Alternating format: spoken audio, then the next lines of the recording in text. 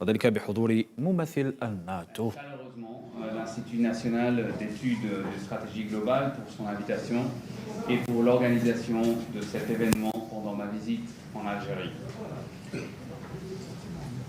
Il s'agit de ma première visite officielle dans le pays en tant que secrétaire général adjoint pour les affaires politiques et la politique de sécurité de l'OTAN.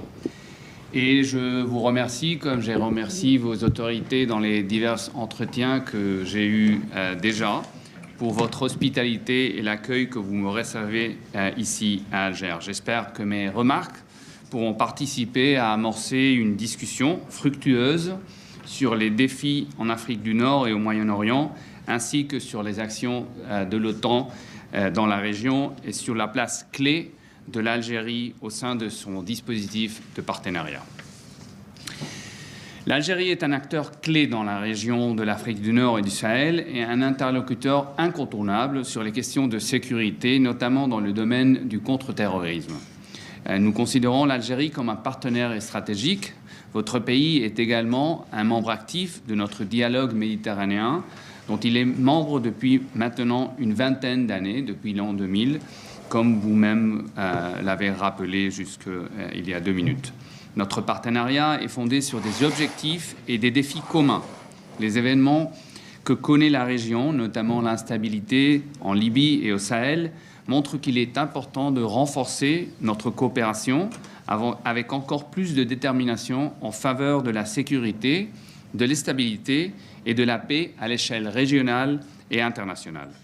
Nous nous félicitons du niveau de notre coopération avec l'Algérie. Votre pays a une expertise régionale considérable et nous sommes heureux de pouvoir en bénéficier, notamment à travers notre dialogue politique, la coopération pratique et nos différents échanges avec vos experts nationaux qui nous ont visités à plusieurs moments à Bruxelles. Je me réjouis aussi de l'approbation du dernier programme individuel de partenariat, le cadre dans lequel notre coopération s'insère, Algérie-OTAN, en avril 2021, qui fixe des objectifs communs tant au niveau du dialogue politique que de la coopération pratique pour les 2 prochaines années.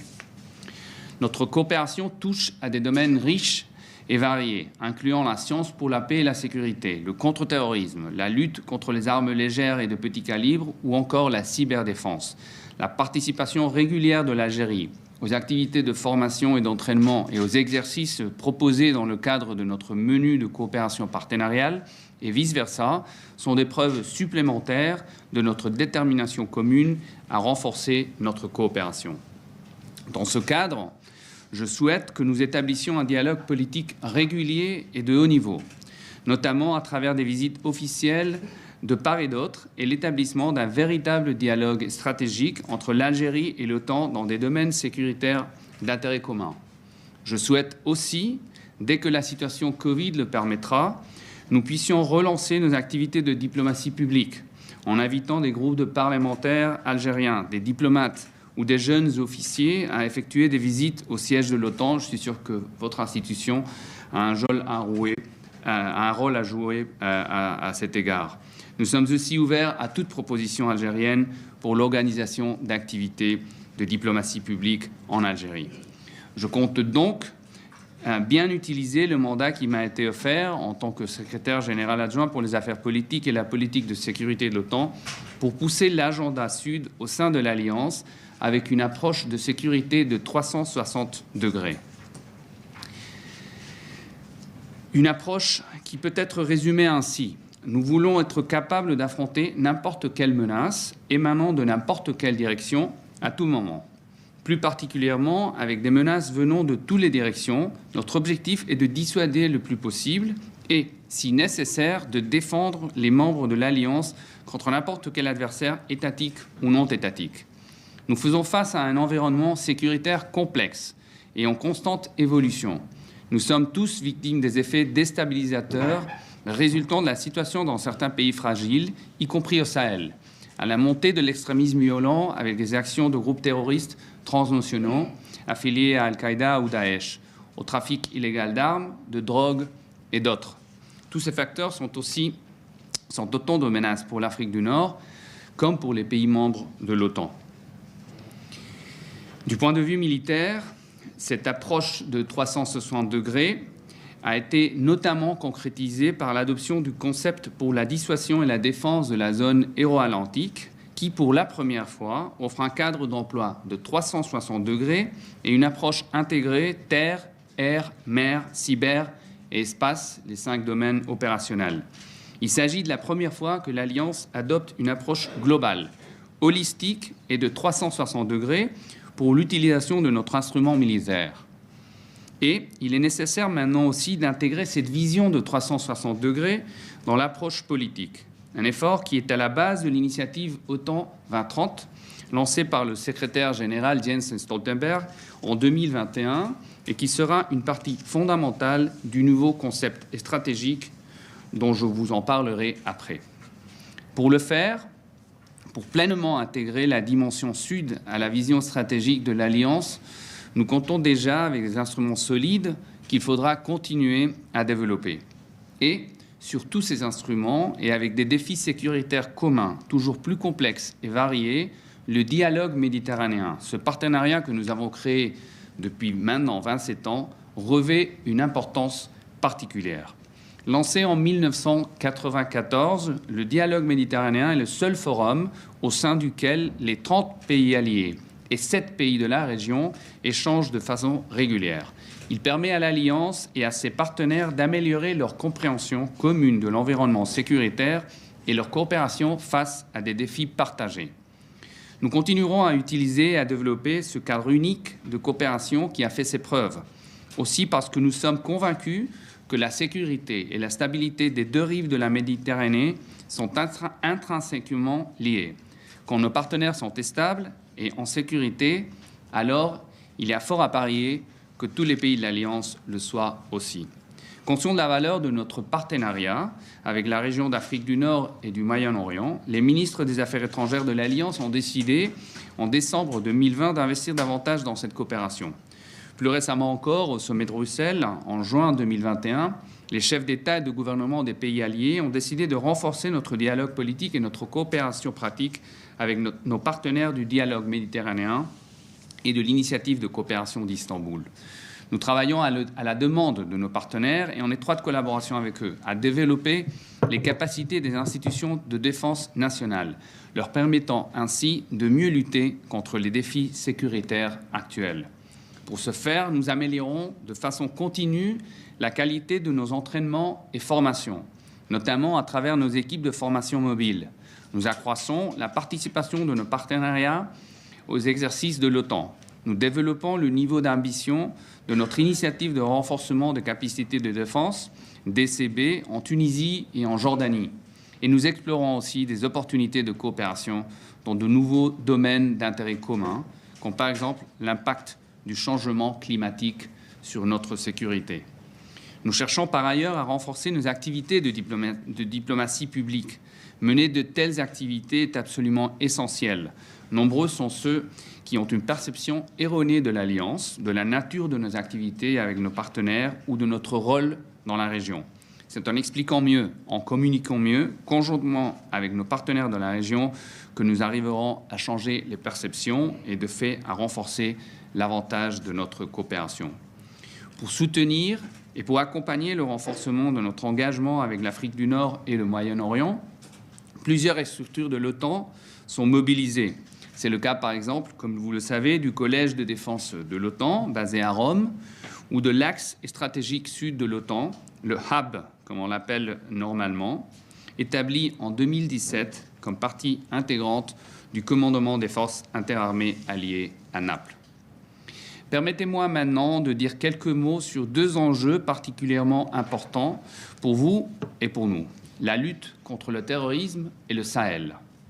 La lutte contre le terrorisme est d'une importance cruciale pour nos nations et celle-ci continue sur plusieurs fronts.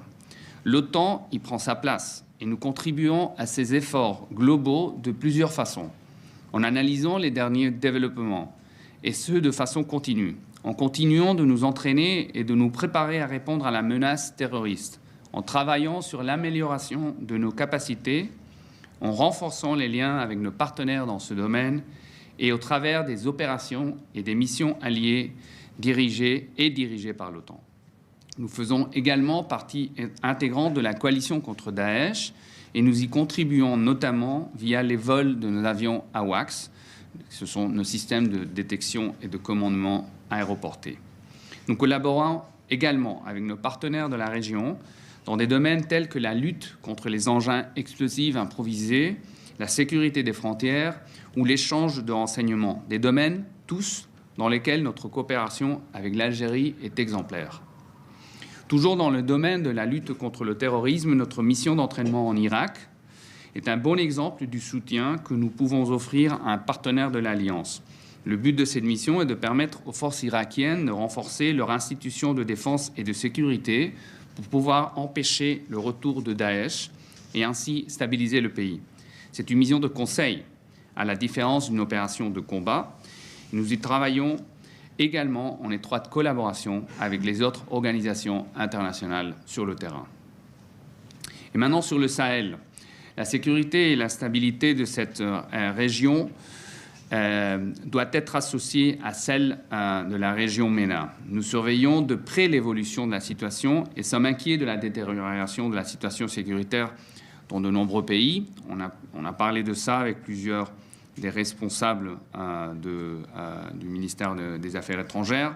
De nombreux alliés opèrent de façon continue, comme vous le savez, afin de contenir la menace terroriste, que ce soit via Barkhane, Takuba ou de façon plus globale avec l'Union européenne. La mission multidimensionnelle intégrée des Nations Unies pour la stabilisation au Mali, le MINUSMA. L'approbation, il y a seulement une année, par les ministres des Affaires étrangères de l'OTAN, du premier document sur l'OTAN et le Sahel a permis de mettre cette question sur l'agenda de l'OTAN pour la première fois.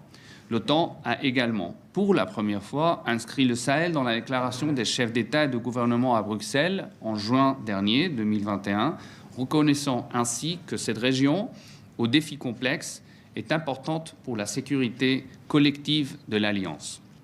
Les alliés nous ont mandatés pour développer notre connaissance du Sahel à travers un dialogue accru avec les pays partenaires de la région et les acteurs régionaux et internationaux actifs au Sahel. C'est justement un des objectifs de cette première visite officielle que je fais à l'Algérie. Nous sommes également en train de discuter de comment l'Alliance pourrait soutenir davantage la Mauritanie, qui est le seul partenaire sahélien de l'OTAN, dans le cadre de notre dialogue méditerranéen. Enfin, nous explorons les possibilités d'engagement avec les structures du J5 Sahel. Permettez-moi maintenant de terminer avec une référence aux futures échéances et en particulier au sommet et le concept stratégique. Notre prochain sommet de chefs d'État et de gouvernement aura lieu à Madrid en juin 2022. Il sera d'une énorme importance et notamment car c'est là que nous adopterons notre nouveau concept stratégique. Revoir notre doctrine, qui date maintenant de 2010, est un grand pas pour l'Alliance. Le concept stratégique, c'est le document plus important que l'Alliance a aujourd'hui, seulement au-dessous du traité fondateur de Washington approuvé en 1949. Le dernier concept stratégique a été approuvé en 2010 à Lisbonne et donc c'est maintenant temps d'approuver une nouvelle version de ce document fondamental pour nous. Le nouveau concept prendra en compte l'évolution de l'environnement sécuritaire. Les alliés sont d'accord sur le fait que l'OTAN doit continuer à investir dans ces trois piliers de défense collective, de gestion des crises et de sécurité coopérative, tout en continuant de s'adapter. Ceci implique d'accroître notre résilience, d'investir dans l'innovation technologique et de développer davantage la coopération avec nos partenaires, y compris ceux d'Afrique du Nord et au Moyen-Orient.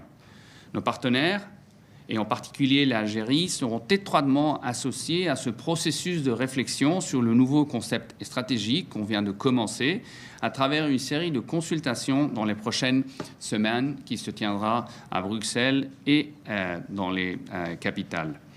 Le nouveau concept stratégique devra être cohérent avec les objectifs de l'initiative OTAN 2030, dans laquelle je vous ai parlé avant, lancée par le secrétaire général Stoltenberg, et à savoir maintenir une alliance forte militairement. نكتفي بهذا القدر متابعينا الكرام.